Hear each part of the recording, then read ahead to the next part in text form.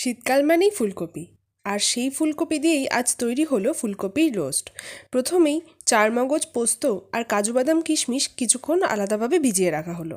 কড়াইতে তেল গরম করে 1 চামচ ঘি দিয়ে কাজু কিশমিশ হালকা ভেজে নিয়ে কুচনো পেঁয়াজ, আদা, লঙ্কা দিয়ে একটু নেড়ে নিয়ে চারমগজ আর পোস্ত দিয়ে ভেজে নিয়ে ঠান্ডা করতে দেওয়া হলো।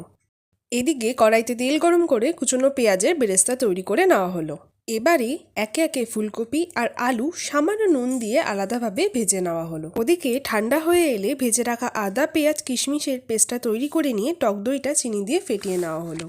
কড়াইতে তেল গরম করে 1 চামচ ঘি দিয়ে তেজপাতা আর দারচিনি ফোড়ন দিয়ে পেস্টটা দিয়ে মিক্সি ধোয়া জল অ্যাড করে পরিমাণ মতো নুন দিয়ে কিছুক্ষণ কষিয়ে নিয়ে ফেটিয়ে রাখা দইটা দেওয়া হলো। মশলা থেকে তেল ছাড়তে শুরু করলে ফুলকপি আর আলু দিয়ে ভালোভাবে মিশিয়ে নিয়ে দুধ দেওয়া হলো। ব্যাস, ফুটে উঠলেই ওপর থেকে 2টো চেরা কাঁচা লঙ্কা আর পেঁয়াজের বেরেস্তা দিয়ে কিছুক্ষণ দম দিয়ে দিলেই তৈরি ফুলকপির রোস্ট।